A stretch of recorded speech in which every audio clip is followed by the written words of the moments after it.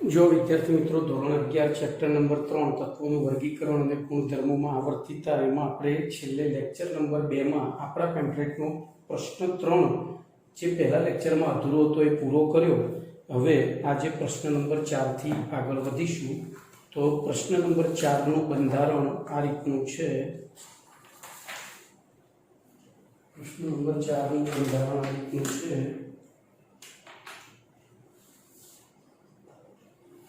आधुनिक आवर्त नियम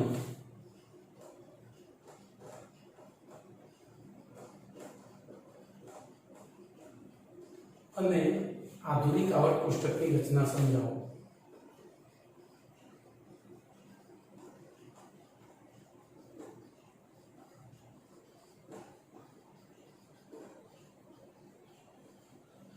जोजो हवे एक्चुअली आपणे आवर्त कोष्टकना विकासनी गाथा गई गया छीए। एमां छेल्ले मेंडेलिफे 181905 में 71 तत्वों वर्गीकरण दर्शावतुं आवर्त कोष्टक रच्युं हतुं। 71 तत्वों याद राखजो, बरोबर। पण हवे ज्यारे आ लोकोए आवर्त कोष्टकनी रचना करी, એટલે परमाणु બંધારણ અંગે કોઈ માહિતી હતી નહીં, બરોબર। परमाणु બંધારણ અંગે કોઈ માહિતી હતી નહીં અને પછી પરમાણુ બંધારણની માહિતી મળી ત્યારે આંતરિક બંધારણ વિશે માહિતી મળી ત્યારે 20મી સદીની શરૂઆતમાં પરમાણુય બંધારણમાં અપરમાણુય કણોની હાજરી અને તત્વના ગુણધર્મો ઉપર તેમની અસરના ખ્યાલો સ્પષ્ટ થયા। તો આપણે અહીંયા લખીશું કે આवर्त કોષ્ટકની વિકાસ ગાથામાં ચર્ચા કર્યા પ્રમાણે આवर्त કોષ્ટકની विकास गाथा में चर्चा कर्या प्रमाणे बोलो शू आपणे चर्चा करी थी एमां। तो अंत में मेंडेलिफे आवर्त कोष्टकनो विकास कर्यो हतो। अंत में मेंडेलिफे 71 तत्वों वर्गीकरण दर्शावतुं आवर्त कोष्टक आप्युं हतुं। परंतु आ समयगाळामां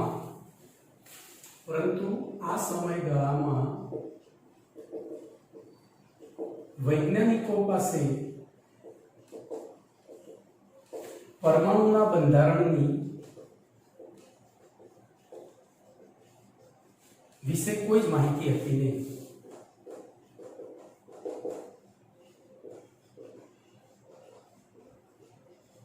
कोई माहिती हती नहीं। आथी 20મી સદીની શરૂઆતમાં 20મી સદીની શરૂઆતમાં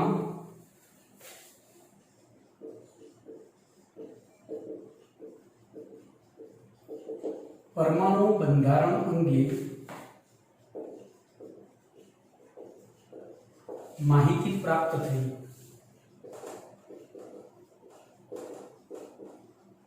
अने तत्वोना परमाणुना गुणधर्मों पर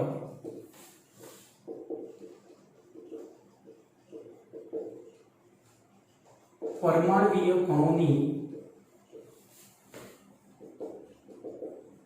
असरो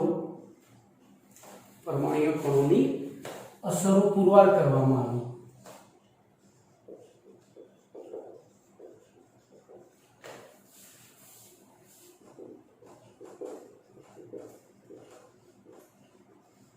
बोलो हवे એટલે કે એની અસરોની સ્પષ્ટતા કરવામાં આવી। આથી ઈસવીસન 1913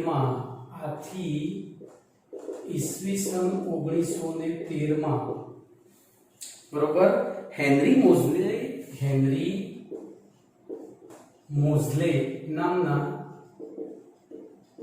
અંગ્રેજ વૈજ્ઞાનિકે जो अहींया हवे आपणो बीजा पाठना नॉलेजनो उपयोग थशे। अंग्रेज वैज्ञानिके विविध तत्वोना क्ष किरण वर्णपटमां एक नियमितता जोवा मळी। विविध तत्वोना क्षकिरण वर्णपट में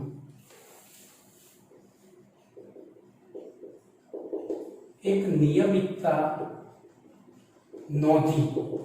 જો હું વાક્ય રચના બદલું છું, વૈજ્ઞાનિકે જોઈ એની જગ્યાએ નોંધી, બરોબર. અને તેમણે શું કર્યું તો ક્ષ-કિરણ વર્ણપટમાં ઉત્સર્જિત ક્ષ-કિરણોની આવૃત્તિ, આથી તેમણે ક્ષ-કિરણ વર્ણપટમાં ઉત્સર્જિત ક્ષ-કિરણની આવૃત્તિ, હવે આવૃત્તિની સંજ્ઞા આપણને ખબર છે ન્યુ, વિરુદ્ધ તત્વના પરમાણુ ભાર, વિરુદ્ધ જે તે તત્વના પરમાણુ ભારની જગ્યાએ હું નવો શબ્દ લખીશ, પરમાણવીય દળ. પરમાણવીય દળ તથા જોજો એમને બે પ્રકારના આલેખો દોર્યા હતા, બરોબર. પરમાણવીય દળ તથા આવૃત્તિ ન્યુ, ક્ષ-કિરણની આવૃત્તિ ન્યુ વિરુદ્ધ પરમાણવીય ક્રમાંક, તત્વોના પરમાણવીય ક્રમાંક Z ના આલેખ દોર્યા હતા.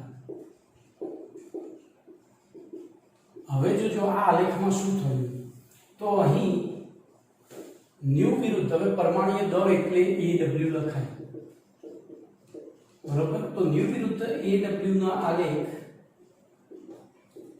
વાંકા ચૂકા મળ્યા હતા, જ્યારે ન્યુ વિરુદ્ધ Z ના આલેખ સીધી રેખા મળ્યા હતા. બોલો, ન્યુ વિરુદ્ધ Z ના આલેખ સીધી રેખા મળ્યા હતા, જે દર્શાવે છે કે તત્વોના પરમાણુ ભાર, તત્વોના પરમાણુના ગુણધર્મો તેમના પરમાણવીય દળ નહીં, દળ AW નહીં, પરંતુ પરમાણવીય ક્રમાંક Z ઉપર આધારિત છે. જો આપણે કોઈ પણ આલેખ દોરીને સીધી રેખા ક્યારે મળે? જો બે રાશિ વચ્ચે સમતાનો સંબંધ હોય તો, સમચલનનો સંબંધ હોય તો. અહીંયા આપણને કયો આલેખ સીધી રેખા મળ્યો? ન્યુ વિરુદ્ધ Z નો, જેને, અને આ કેવો મળ્યો? પરમાણુય દળનો વાંકો ચૂકો, જેને દર્શાવ્યું કે તત્વના પરમાણુના ગુણધર્મો તેમના પરમાણુય દળ ઉપર નહીં, પરંતુ કોની ઉપર આધારિત છે? તો પરમાણુય ક્રમાંક Z ઉપર આધારિત છે. આમ તત્વોના વર્ગીકરણ માટે પરમાણુય દળ ક્રમાંક કરતા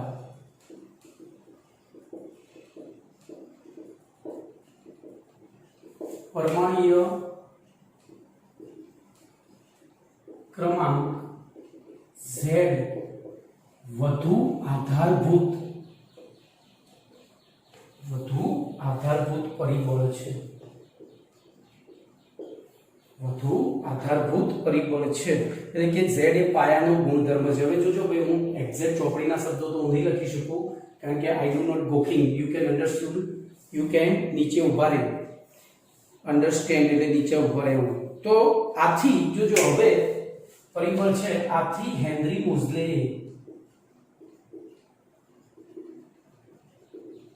આધુનિક આવર્ત નિયમ આપી દીધો.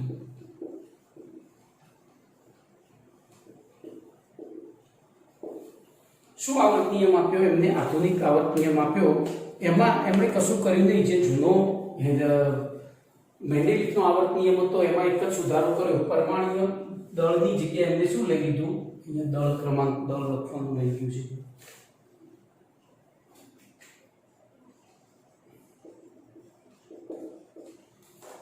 તો આધુનિક નિયમમાં લખ્યું તત્વના પરમાણુના ગુણધર્મો. બોલો, પેલામાં શું હતું? પરમાણુય દળ ક્રમાંક. એની જગ્યાએ લખ્યું તત્વના પરમાણુ ક્રમાંક Z ના આવર્તનીય વિધેયો છે. એટલે કે તત્વોનું વર્ગીકરણ એમને શેના આધારે કર્યું? તો તત્વોનું વર્ગીકરણ. તો જોજો ત્યારબાદ અહીંયા ધ્યાન રાખજો, હવે હું બહુ નીચો નહીં નમું.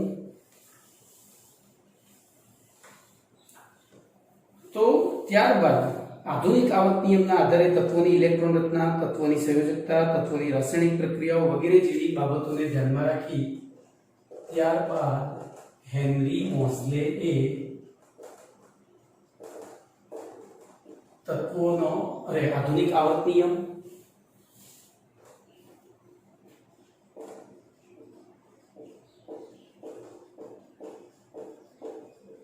પછી તત્વના રાસાયણિક ગુણ, ઇલેક્ટ્રોન રચના, સંયોજકતા અને રાસાયણિક ગુણધર્મો, તત્વોની ઇલેક્ટ્રોન રચના, પછી તત્વોના સંયોજકતા ઇલેક્ટ્રોન,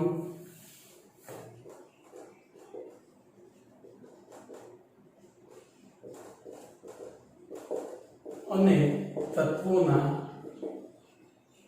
રાસાયણિક ગુણધર્મો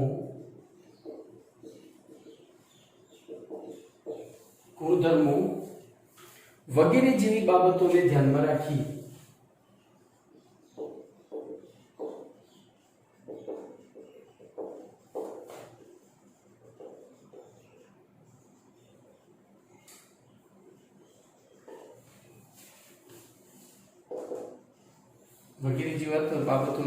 રાખી તત્વોનું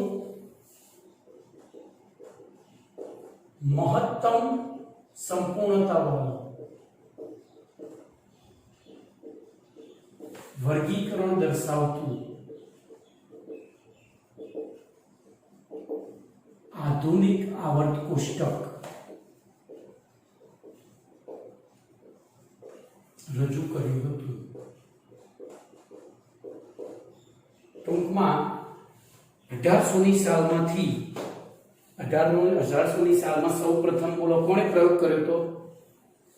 બોલો નામ છે વિજ્ઞાન, નામ ક્રમશઃ યાદ રાખવા પડશે, જોડકા જોડો એમાં આવશે. તો સૌથી પહેલા જ્હોન ડોબ્રેને, પછી બોલો બીજા નંબરે કાન કોર્ટોઇસ, પછી ત્રીજા નંબરે જ્હોન ન્યુલેન્ડ, ચોથા નંબરે લોથર મેયર અને પાંચમા નંબરે મેન્ડેલિફ. તો આ પાંચે પાંચ વૈજ્ઞાનિકો અને છેલ્લે સૌથી હેનરી મોઝલે. તો આપણે બધા ભેગા થઈ અને છેલ્લે બધા ભેગા થઈને પોતાના સમયગાળા દરમિયાન બરોબર પોતાના સમયગાળા દરમિયાન આવર્ત કોષ્ટકમાં સુધારા કરતા છેલ્લે આપણને 1913માં હેનરી મોઝલે આધુનિક આવર્ત કોષ્ટક આપ્યું હતું. તો આપણે સૌથી પહેલા તો આ વૈજ્ઞાનિકોના નામ ક્રમશઃ યાદ રાખવા પડશે. બરોબર, તો તમને ઘણા બધા એમસીક્યુ આવડશે. એના માટે જોજે જો ડોબા કાનકટ્ટુ ન્યુલેન્ડ મેડ મેયર બની ગયો, અથવા ન્યુલેન્ડ મેયર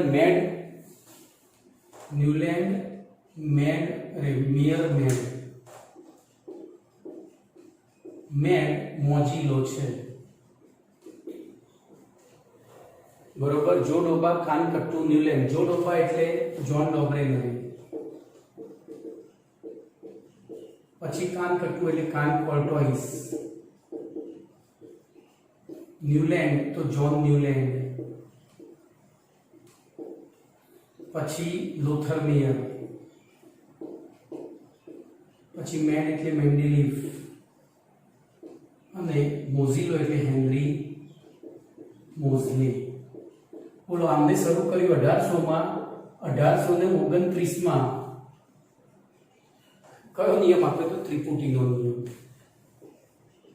જોજો આખો પ્રશ્ન તમને યાદ રહી જશે. 1800માં શરૂ કર્યું, 1829માં ત્રિપુટીનો નિયમ આપ્યો. હું એક કામ કરું, થોડું આ બાજુ લખું એટલે તમારે આ ટ્રીક લખવી હોય તો લખી જાય. બરોબર, તો જો ડોબા કાનકટ્ટુ ન્યુલેન્ડ મેડ મોજીલો, એક મિનિટ, મેન્ડેલિફ બરોબર, મેડ મોજીલો છે. ન્યુલેન્ડ મેયર છે પણ ગાંડો અને મોજીલો છે. બરોબર, તો જો ડોબા એટલે જ્હોન ડોબ્રેનરી, પછી કાનકટ્ટુ એટલે કાનકોર્ટોઇસ, આગળ એબીડી યાદ રહી જાય, પછી જ્હોન ન્યુલેન્ડ, પછી લોથર મેયર,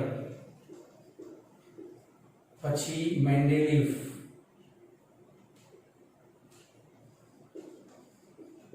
અને છેલ્લે હેનરી મોઝલે, મોઝીલો જગ્યાએ મોઝલે. બોલો આ ક્યારે શરૂ થયું હતું? તો 1800 માં શરૂ થયું, 1829 માં પૂરું થયું. ત્રિપુટીનો નિયમ આપ્યો અને ત્રિપુટીમાં કેટલા તત્વોનું વર્ગીકરણ કર્યું? 12 તત્વોનું. કયા 12 તત્વો? તો લીનાકે, કેસરબા, આ કોની કલી બહાર આવી? લીનાકે, કેસરબા, આ કોની કલી બહાર આવી. આ 12 તત્વોનું વર્ગીકરણ કર્યું હતું. ચલો કાનકોર્ટોઇસ. તો કાનકોર્ટોઇસ 1865 માં આવ્યા હતા. યાદ કરો કાનકોર્ટોઇસ ક્યારે આવ્યા હતા? 1862 માં. વચ્ચેના ગાળામાં બધા ડિપ્રેશનમાં આવી ગયા હતા, યાદ છે ને? એ કશું કરી જ ના શક્યા.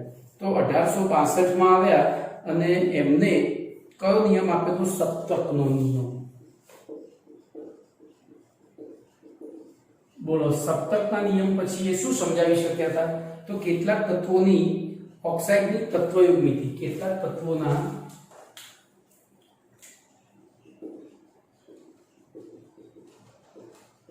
ઓક્સાઇડની તત્વયુગ્મિતિ સમજાવી શક્યા. એનાથી વધુ કંઈ કરી શક્યા નહીં. એટલે આનું બાળ મૃત્યુ થયું તો આનું ભર જવાનીમાં મૃત્યુ થયું. ચલો એના પછી જ્હોન ન્યુલેન્ડ આવે. બોલો ક્યારે? 1865 માં. કઈ સાલમાં આવ્યા હતા જ્હોન ન્યુલેન્ડ? 1865 માં. બોલો એમને કયો નિયમ આપ્યો તો? સોરી 63 માં આવ્યા હતા અને 65 માં નિયમ આપ્યો તો. મારી ભૂલ થઈ, આ વર્ષ ભૂલી જવાયો. તો 63 માં આવ્યા હતા અને 1865 માં નિયમ આપ્યો અષ્ટકનો નિયમ. બોલો આની ઉપયોગિતા શું હતી? તો એ ફક્ત કેલ્શિયમ સુધી સાચું પડ્યું.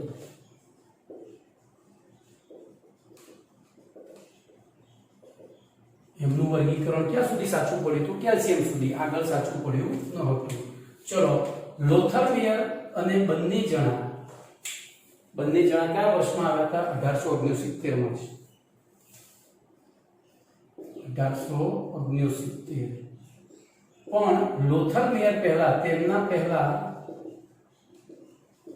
મેન્ડેલિફે આવર્ત નિયમ આપી દીધો હતો.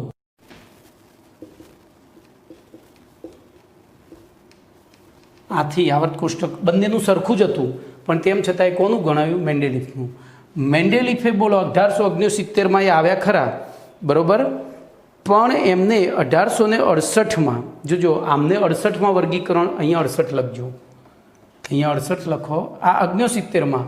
પણ એ પોતે જો બધી, હવે હું ચોપડીની ભૂલો નહીં દૂર કરી શકું વર્ષની, તો એ પોતે પોતાનું આવર્ત નિયમ આપીને કોષ્ટક સમજાવે. પહેલાં મેન્ડેલિફે સમજાવી દીધું, તો એમણે 71 તત્વોનું વર્ગીકરણ દર્શાવતું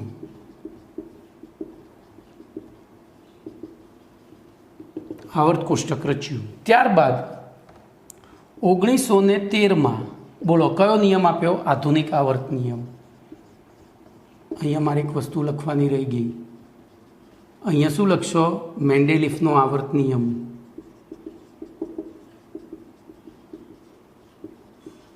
મેન્ડેલિફનો આવર્ત નિયમ, અહીંયા આધુનિક આવર્ત નિયમ.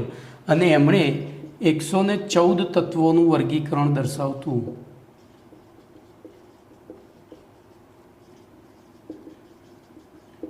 આધુનિક આવર્ત કોષ્ટક આપ્યું.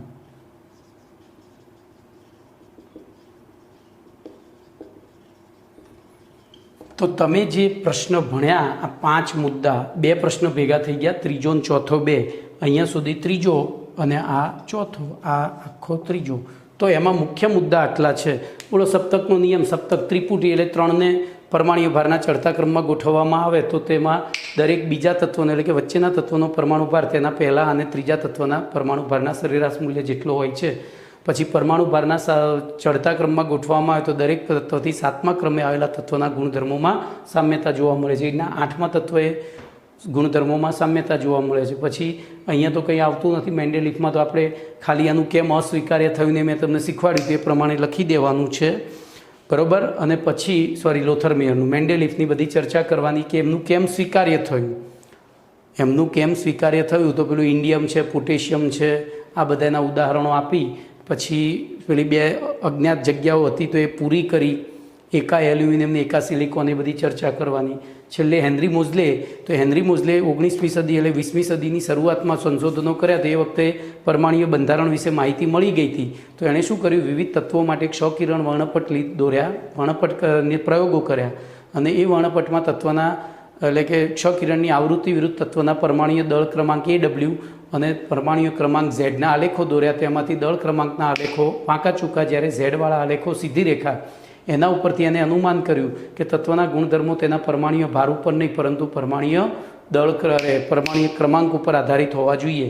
અને એની ઉપરથી તેમને આધુનિક નિયમ આપી તત્વના રાસાયણિક ગુણધર્મો, ઇલેક્ટ્રોન રચના, સંયોજકતા ઇલેક્ટ્રોન અને આધુનિક આવર્ત નિયમને ધ્યાનમાં રાખી આધુનિક આવર્ત કોષ્ટકની રચના કરી. બોલો, આખો 2 પ્રશ્નો પૂરા થઈ ગયા.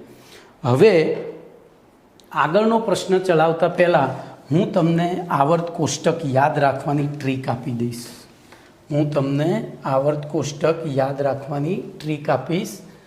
તો એ ટ્રીક માટે મારે થોડો સમય લેવો પડશે તમારો. એક કામ કરો, આપણે થોડી વાર વિડીયોને પોઝ કરીએ અને હું કોષ્ટક દોરી કાઢું, પછી ખાલી જગ્યાઓ પૂરીએ. જો વિદ્યાર્થી મિત્રો, મેં એક કોરું આવર્ત કોષ્ટક દોર્યું છે જે તમને પેમ્પલેટમાં છેલ્લા પાને આપેલું છે. તો સૌથી પહેલાં આપણે એમાં તત્વો દર્શાવીશું. હું બ્લુ પેનથી તત્વ દર્શાવીશ. તો હાઇડ્રોજન, પછી હાઈ ત્યાંથી શરૂ કરી, હાઈ લી ના કે રૂબી સાથે ફરવા જા. પછી અહીંયા હું પછી લખું છું 2 માગે કે સ્ટ્રોબેરી. બોલો, પહેલો બીજો સમૂહ. પછી સીધો 13મો સમૂહ. અહીંયા સમૂહ ક્રમાંક આપું તો 1 2 3 4 5 6 7 8 9 10 11 12 13 14 15 16 17 ને આ 18. બરાબર. તો હવે આપણે તો પહેલાં જોજો, આ પહેલો બીજો અને આ જે છે એ બધાની સમૂહમાં ટ્રીક યાદ રાખીશું, આની આવર્તમાં યાદ રાખીશું. તો આખું આવર્ત કોષ્ટક બની જશે. તો જોજો, પહેલી મેં અહીંયા ગુજરાતીમાં લખતો જ જાઉં સાથે સાથે, એટલે ટ્રીક તમને યાદ રહે. જોજો, હાય લી ના કે રૂબી સાથે ફરવા જા વધારાનો. પછી 2 માગે કે સ્ટ્રોબેરી. પછી અહીંયા આવશે બાલ ગાલ ઇન ટાળ, બાલ ગાલ ઇન ટાળ. પછી અહીંયા આવશે કાશી જમ્યા સંતો પંજાબી. પછી અહીંયા આવશે, 1 મિનિટ મારી ભૂલ થઈ, 14મો સમૂહ કાશી જમ્યા. હા, પછી આવશે, નથી ભૂલ થઈ, નપઆસ સબ્બી. અહીંયા ઓ શર્મા સેટેપો. પછી અહીંયા ફૂલ કલી બહાર આવી એટ. અને અહીંયા હિલિયમ નિયોન આર્ગોન, જે આપણે આ પેલી ઇલેક્ટ્રોન રચનામાં ભણ્યા હતા ને, helium neon argon krypton xenon radon. બરાબર. તો હું અહીંયા ગુજરાતીમાં ટ્રીક લખી દઉં તો બ આલ આ લ હો ભાઈ, અહીંયા જો મને લખતા નથી ફાવતું, ગાલ ઇન ટાલ. પછી હું તત્વોના નામ પણ યાદ રખાવું, કાશી જમ્યા સંતો પંજાબી. પછી નપઆસ સબબી, બધા નપાસ. પછી ઓ શર્મા સેટેપો, સેટઅપની જગ્યાએ સેટેપો. પછી ફૂલકલી બહાર आई एट। चलो हवे आडी लईए तो अहींया स्केटिवेक्रोमिया कोनिकोन्ज जोजो जोजो अहींया અહીંથી આમ શરૂ થાય હા હી લી બે બો કા ના ઓ ફ્લોની સોમે એસી ફોસ ક્લોઆ પોકે સ્કેટિવેક્રોમિયા કોનિકોન્જ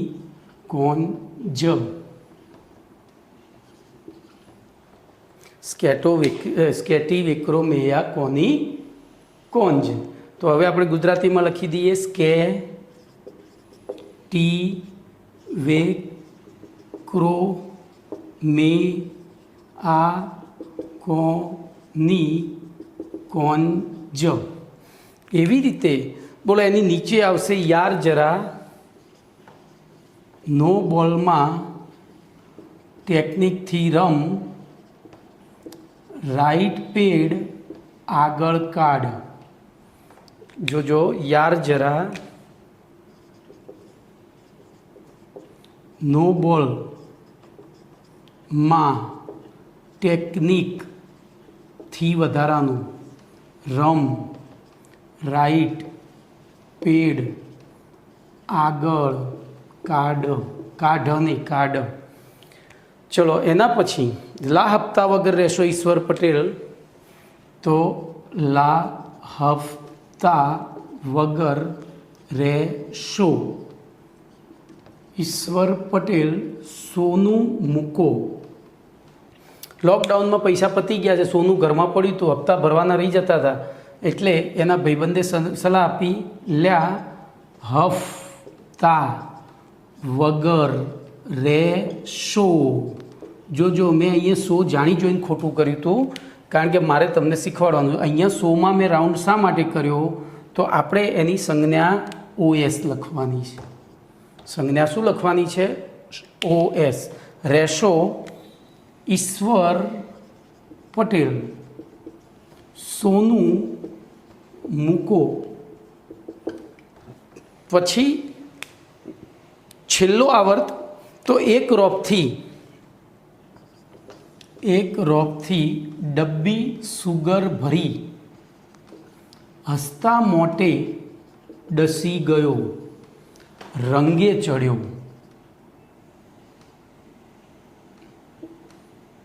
रंगे चढ़्यो RG अने CN बरोबर। तो एक रोप थी वधारानो डब्बी सुगर भरी डसी गयो वधारानो।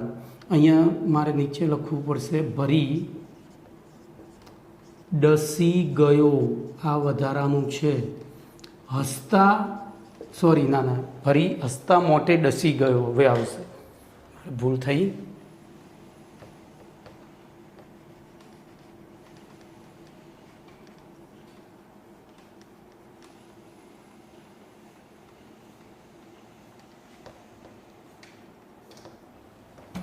डब्बी सुगर भरी हसता मोढेनी जग्याए मोटे डसी गयो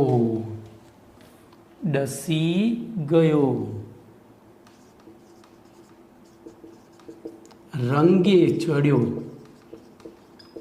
हवे हूँ तमने बधी ट्रीक समझावुं।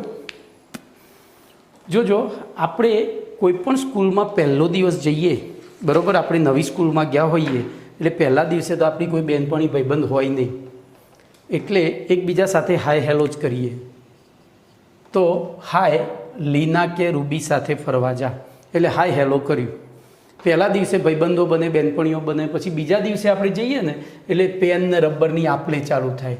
તો બે માગે કે સ્ટ્રોબેરી આલ સ્ટ્રોબેરી બસ બે માગે કે બીજા દિવસે માગવાનું ચાલુ થાય। ચલો तो स्कूलनो पहलो बीजो दिवस आपने पहलो ने बीजो समूहना तत्वों याद रखावे छे। पहला दिवसे जईए एटले शुं थाय हाय हेलो। तो हाय हेलो में आपणे शुं कहीशुं हाय लीना के रूबी साथे फरवा जा। बीजा दिवसे जईए एटले बे मागे के स्ट्रॉबेरी। चलो त्रीजा दिवसे हवे जो आ श्रेणीओ छे। त्रीजो दिवस एटले आपणे सीधुं 13मुं કોઈ પણ આપણા અંત્યજન ગુજરી ગયા હોય એમનું 12મું 13મું કરીએ તો 13માના દિવસે શું કરવું પડે? 13મું 14મું કરીએ એટલે તો 13માના દિવસે બાલ ઘાલીન ટાલ, બધા ટકલા જ હોય. બાલ ઘાલીન ટાલ 13માના દિવસે બાલ ઘાલ ઇન ટાલ. તો બાલ ટકો હોય તો ટકામાં થોડા થોડા વાળ આવી ગયા હોય 13માના દિવસે, કારણ કે 5મા દિવસે આપણે સુવાળું ઉતારતા હોઈએ છીએ. તો 13માના દિવસે બાલ ઘાલીન ટાલ. ચલો 14મું હોય તો એ દિવસે સંતો જમાડવા પડે, બ્રાહ્મણો જમાડીએ. તો 14મો સમૂહ તો કાશી જમ્યા સંતો પંજાબી. આપણે કાશ્મીર જવું પડે એકચ્યુઅલી પેલા પ્રમાણે, આપણા શું કહેવાય શાસ્ત્રો પ્રમાણે, પણ આપણે ઘરે બેઠા ગંગા કામ લઈ લેતા હોઈએ છીએ. તો કાશી જમ્યા સંતો પંજાબી 14માના દિવસે. ચલો તો જોજો, પહેલો બીજો સમૂહ આપણને સ્કૂલનો પહેલો બીજો દિવસ શીખવાડી દે, અને 13મો 14મો સમૂહ આપણા કોઈ અંત્યજન ગુજરી ગયા હોય તો એમના ગુજરી ગયાના પ્રસંગ ઉપરથી આપણને આવડી જાય. બાલ ઘાલીન ટાલ 13માના દિવસે, 14માના દિવસે કાશી જમ્યા સંતો પંજાબી. ચલો 15મું. તો 15મું જે છે એ તમે જુઓ, ભણવાની શરૂઆત કરો પછી MBBS હોય, BA હોય, BCom હોય, ગમે તે હોય, એક વખત તમારું ત્યાં ફૂલ સ્ટોપ આવી જાય, ગ્રેજ્યુએશન ત્યાં થઈ જાય એટલે 15મું ધોરણ થાય. 12મા પછી 3 વર્ષ હોય, ભલે એ વર્ષ 1.5 વર્ષના હોય, પણ તમને સર્ટિફિકેટ તો 3 જ મળે. તો 15મું ધોરણ ભણ્યા પછી આપણા ઇન્ડિયાની અંદર 95% લોકો ભણવાનું છોડી દે છે. એટલે કે પાસ થયો કે નપાસ થયો કોઈ ફરક ના પડે. તો 15મા ધોરણમાં નપાસ સભ્ય, 15મા ધોરણમાં નપાસ સભ્ય. પછી 16મો, તો 16મામાં આપણે યાદ રાખવાનું છે ખાલી.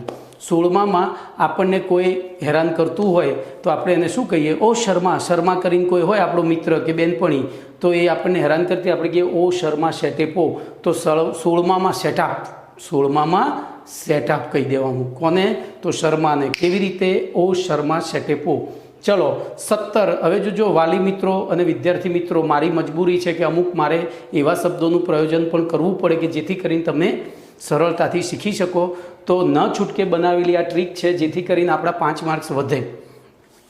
તો જોજો, કોઈ પણ વ્યક્તિ 17 વર્ષની થાય એટલે એની કહેવાય ને, એના ઉમંગો 16 કળાએ ખીલી ઉઠ્યા હોય, એને રણમાં પણ બહાર જેવું દેખાતું હોય. તો એના ઉપરથી 17મા વર્ષે ફૂલકલી બહાર આવી. ક્યાં આવી? તો જ્યાં ઊભો હોય ત્યાં, એટલે કે એટ.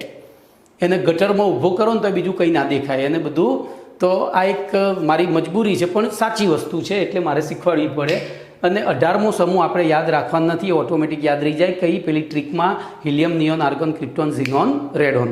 ચલો હવે આડી શ્રેણીઓની વાત કરીએ. તો આડી શ્રેણી કહેવાય આટલેથી આટલે સુધી. હું અહીંયા એને બ્લેક કલરથી રંગી દઉં, ડબલ કલર કરી દઉં એટલે તમને શ્રેણી ખબર પડે.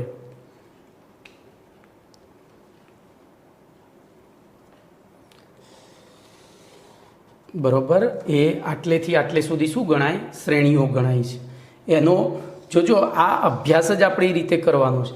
આ બધાનો સમૂહના આધારે અભ્યાસ કરવાનો છે, આમનો શ્રેણીઓના આધારે અભ્યાસ કરવાનો છે. કારણ કે આમાં સમૂહમાં ગુણધર્મોમાં સામ્યતા જોવા મળે છે, આમાં આવર્તમાં જોવા મળે છે.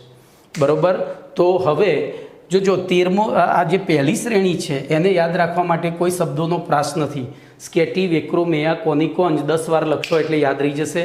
આંખ બંધ કરીને 10 વાર બોલશો તો યાદ રહી જશે સ્કેટી, વેક્રો, મેયા, કોનિકોન્જ. એના પછી જોજો, આ ટ્રીકની એક ખાસિયત છે. 2011માં વર્લ્ડ કપ જીત્યું ને ભારત, એ દિવસે ભારત જીત્યું એ દિવસે બનાવેલી આ ટ્રીક છે.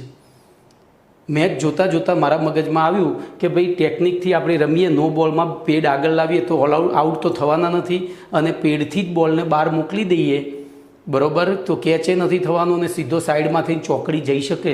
તો યાર જરા નો બોલમાં ટેકનિકથી રમ, રાઈટ પેડ આગળ કાઢ. યાર એટલે યટ્રિયમ, જરા એટલે ઝિર્કોનિયમ, નો બોલ એટલે નોબિલિયમ, મા એટલે મોલિબ્ડેનમ, ટેકનિક તો ટેકનિશિયમ, રૂથેનિયમ, રોડિયમ, પેલેડિયમ, આર્જેન્ટિનમ અને કેડમિયમ. એવી રીતે લોકડાઉનમાં, એટલે આ ટ્રીક તો પહેલાં બનાવેલી છે પણ આ તો જસ્ટ વાત કરું છું. લોકડાઉનમાં લોકોની આવક બંધ થઈ ગઈ છે, બેંકના હપ્તા ચડતા હોય અને ઘરમાં સોનું પડ્યું હોય. તો ઈશ્વર પટેલને એવું ઘરમાં સોનું પડ્યું હતું, તેના મિત્રએ સલાહ આપી કે લા હપ્તા વગર રહેશો ઈશ્વર પટેલ, સોનું મૂકી દો હવે ગીરવે અને હપ્તા ભરી દો. તો લા એટલે લેન્થેનમ, હફ એટલે ઓફમિયમ, તા એટલે ટેન્ટેલમ, વગર એટલે વારફ્રેમ, વારફ્રેમ એટલે ટંગસ્ટન. જોજો, પછી રેનિયમ, ઓસ્મિયમ, અહીંયા સો ઊંધો, ઈશ્વર એટલે ઇરિડિયમ, પટેલ એટલે પ્લેટિનમ, સોનું એટલે ગોલ્ડ ઓરમ એયુ, અને મૂકો એટલે મર્ક્યુરી એચજી.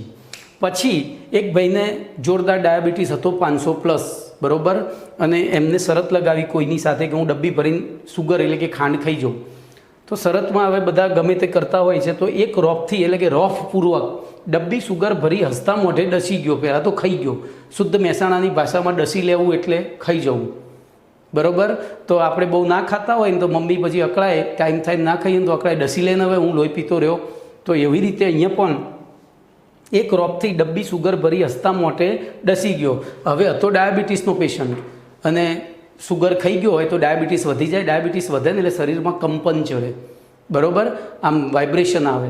પછી રંગે ચડ્યો એટલે રંગમાં આવ્યો દારૂડિયો, દારૂ પી જાય જે કરે ને એવું થઈ જાય. તો આ થઈ તમારી આવર્ત કોષ્ટકની 7 આવર્ત અને 18 સમૂહ. હજુ 2 શ્રેણીઓ બાકી છે નીચેની. એ 2 શ્રેણીઓ અત્યારે હાલની એ 12મામાં ભણવામાં આવશે, પણ તેમ છતાં હું ટ્રીક લખાવી દઉં છું, બરાબર. તો એની હું ટ્રીક સીધી જ લખીશ. હવે હું અહીંયા થોડી વાર સાઈડમાં ઊભો રહીશ. તમારે આને પોઝ કરી અને તમારા પેમ્ફલેટની અંદર છેલ્લા પાને એક આખું કોષ્ટક પણ બનાવીને આપ્યું છે, અને ખાલી આવા ખાના બનાવીને પણ આપ્યા છે. તો એ ખાના જે બનાવીને આપ્યા છે એની અંદર તમારે આ જે બ્લેક કલરથી મેં ટ્રીક લખી છે, ટ્રીક કઈ રીતે લખવાની તો જોજો. પહેલા સમૂહમાં ઉપરથી નીચે, ઉપરથી નીચે, ઉપરથી નીચે, ઉપરથી નીચે, ઉપરથી નીચે, ઉપરથી નીચે, ના પણ ઉપરથી નીચે. જ્યારે આ શ્રેણીઓમાં ડાબીથી જમણી તરફ, અને વાક્યો યાદ રાખવાના. હવે આમાં પછી પરમાણુ ક્રમાંક કઈ રીતે શોધવા હું તમને પછી શીખવાડીશ સમય આવે એટલે. અત્યારે હાલ પહેલું આવર્ત કોષ્ટક શીખી લો, બરાબર. હવે નીચેની 2 શ્રેણીઓ છે, તો એ શ્રેણીઓ આપણે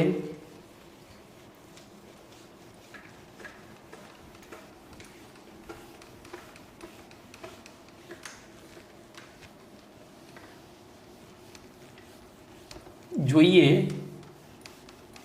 એમાં હવે હું ખાના નહીં દોરું, સમય બચાવો છે. ખાના દોરવામાં બહુ સમય ગયો મારો, વચ્ચે મારે પોઝ કરીને વિડીયો ખાના દોરવા પડે. ચલો, એમાં તમને શું આપ્યું છે તો એની અંદર 14-28 તત્વો છે. જોજો કેટલા, 14-28 તત્વો. તો એની શરૂઆત એકચ્યુઅલી અહીંયા લેન્થેનમ અને સીરિયમ હતું ને ત્યાંથી થાય. તો એની ટ્રીક આ રીતની છે. લેસી પ્રીસી ની પ્રોમિસ હતી વધારાનું. યુરોગેટમાં ડીશ હોય. લેસી પ્રીસીની પ્રોમિસ હતી, યુરોગેટમાં ડીશ હોય. અરે તેમાં થૂંકી ઇલ્યુશી, અરે તેમાં થૂંકી ઇલ્યુશી. જોજો આ રીતની ટ્રીક છે. લેસી પ્રીસીની પ્રોમિસ હતી. લ્યુસી નામની એક છોકરી હતી, એની બેનપણીઓ હતી લેસી અને પ્રીસી. તો એ બંને જણે એ બેનપણીને એટલી સારી રીતે ઓળખતી હતી કે એમને ખબર જ હતી કે આ છોકરી બહુ ગંદી છોકરી છે. જેમ આપણે ગેટવે ઓફ ઇન્ડિયા છે, એમ યુરોપની અંદર, લંડનની અંદર ગેટવે ઓફ યુરોપ છે. અને ગેટવે ઓફ યુરોપ એટલે દુનિયાની સૌથી સ્વચ્છ જગ્યા. જોજો, તો સ્વચ્છ જગ્યાની અંદર જઈને પણ એ થૂંકી જાય એવી ગંદી છોકરી છે. તો એના ઉપરથી આ ટ્રીક છે. હવે એના તત્વો તો લે એટલે લેન્થેનમ. જોજો, એ આપણે આવર્ત કોષ્ટકમાં અહીંયા છેલ્લે 6થા આવર્તમાં શ્રેણીમાં પહેલું તત્વ હતું, પણ ટ્રીકમાં હવે કેમ આવું કરવું પડ્યું તો લેન્થેનમ પછી આ બધા તત્વો હોય. જોજો હું અહીંયા લખું લા હફ, તો એલએ પછી HFની વચ્ચે આ બધા તત્વો ગોઠવાયેલા છે. આ બધા તત્વો ક્યાં ગોઠવાય છે? એલએ અને HFની વચ્ચે. એટલે આપણે યાદ રહે એ માટે મેં ટ્રીકમાં લેસી પ્રીસીની પ્રોમિસ હતી, તો સી એટલે સીરિયમ, પ્રિઝિયોડિમિયમ, નિયોડિમિયમ, પ્રોમિથિયમ, સમેરિયમ, યુરોપિયમ, ગેડોલિનિયમ, પછી ડિસ્પ્રોશિયમ, હોલ્મિયમ, બરાબર, હોલ્મિયમ, અર્બિયમ, અરે એટલે અર્બિયમ, તેમાં એટલે થુલિયમ, ટીએમ, થૂંકી આઈ થિંક વધારાનું છે, થૂંકી વધારાનું છે એટલે મારે રાઉન્ડ કરવો પડશે. ઈ એટલે વાયબી, યટરબિયમ, અને લ્યુસી, લ્યુટેશિયમ, ટૂંકમાં લાલુ.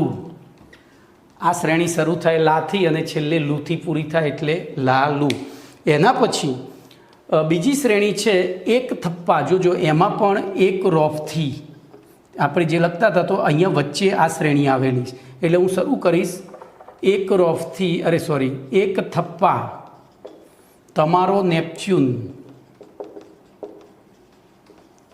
અને પ્લુટો, જો આ બે લાઈનમાં આવશે ટ્રીક, તમારો નેપચ્યુન અને પ્લુટો અમેરિકાનો સીએમ બકો કેલિફોર્નિયા આવી નહીં એફએમ મેડનો લહેર કરે છે, એફએમ વગાડે છે, ગાંડો થઈ ગયો છે અને લહેર કરે છે. એક થપ્પા તમારો નેપચ્યુન અને પ્લુટો અમેરિકાનો સીએમ બકો, આ 3 ભાઈબંધો થઈ ગયા છે. થપ્પાનો દીકરો છે નેપચ્યુન, પછી પ્લુટો અને અમેરિકાનો સીએમ બકો એ નેપચ્યુનના મિત્રો છે. એ કેલિફોર્નિયા પહોંચી ગયા છે, કેલિફોર્નિયા આવી ગયા છે, આખો દિવસ એફએમ પર ગીતો વગાડે છે અને ગાંડા થઈ ગયા છે, એફએમ મેડનો લહેર કરે છે. તો જોજો, એક એટલે એક્ટિનિયમ, થ એટલે થોરિયમ, પા એટલે પ્રોએક્ટિનિયમ, પીએ. તમારો એટલે યોર, ઇંગ્લિશમાં યોરને આપણે યુદ્ધ લખીશું. નેપચ્યુનિયમનો એનપી અને વધારાનું પ્લુટોનિયમ, અમેરિશિયમ, અમેરિકા એટલે એમેરિશિયમ, પછી ક્યુરિયમ, બર્કેલિયમ, કેલિફોર્નિયમ, આઇન્સ્ટાઇનિયમ. જોજો હવે આઇન્સ્ટાઇનિયમની પેલી સંજ્ઞા થોડી જુદી પડે છે, ES. પછી ફર્મિયમ, મેન્ડેલિવિયમ, MD, મેન્ડેલિવિયમ, પછી નોબિલિયમ, અહીંયા મારી ભૂલ થાય છે, નોબિલિયમ તો નો બોલમાં આવે, આનું નામ મને હવે 2 મિક્સ થયા છે, હાલ નહીં યાદ આવે, અને લેર ઉપરથી લોરેન્સિયમ. બરાબર. તો આ રીતે હવે જોજો આના પરમાણુ ક્રમાંક, તો લેન્થેનમ 57 હતો, 57, 58, 59, 60, 61, 62, 63, 64, 65, 66, 68, 69, અને 70. લેન્થેનમ કેટલો હતો? તો સીરિયમથી શરૂ થાય એટલે 58 થી 70 સુધી, વચ્ચે કંઈક રહી ગયું શું? 58, 59, 60, 61, 62, 63, 64, 65, 66, 67, 70. મારે કંઈક રહી ગયું લાગે છે. CPRND, હા બરાબર, આ નિકલ લખાઈ ગયું છે, ત્યાં ND અને પછી PM, નિયોડિમિયમ છો ભૈયા, પછી પ્રોમિથિયમ, પછી સમેરિયમ, યુરોપિયમ, ગેડોલિનિયમ, પછી ટર્બિયમ. ગેટ જુદો પાડવાનો હતો, જો અમારી ભૂલ થઈ અહીંયા, ટ્રીકમાં પણ ભૂલ થાય તો યાદ રાખજો, ગેટ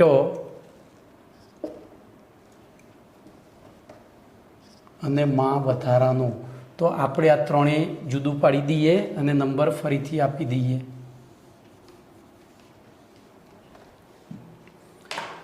તો યુરોપિયમ, આનું EU, પછી GD અને TB. તો 63, 64, 65, 66, 67, 68, 69, 70 અને 71. એવી રીતે એક્ટિનિયમ 89 છે. જોજો, એક્ટિનિયમનો પરમાણુ ક્રમાંક 89, 90, 91, 92, 93, 94, 95, 96, 97, 99, 100, 101, 102 અને 103. બરાબર, અહીંયા કોઈ ભૂલ નથી, ઉપર ખાલી ગેટ જુદું ના પાડ્યું એમાં ભૂલ થઈ. તો આ રીતે તમારે આવર્ત કોષ્ટક આખું યાદ રાખવાનું છે. ઓકે, તો અહીંયા તમારું આવર્ત કોષ્ટક પૂરું થયું. હવે એના પછી આગળનો પ્રશ્ન જોવું, સમય અને 2 જો સેટ થતું હોય તો ચલાવવું, નહીંતર આ કોષ્ટક તૈયાર કરો પછી જ બધું આવડશે.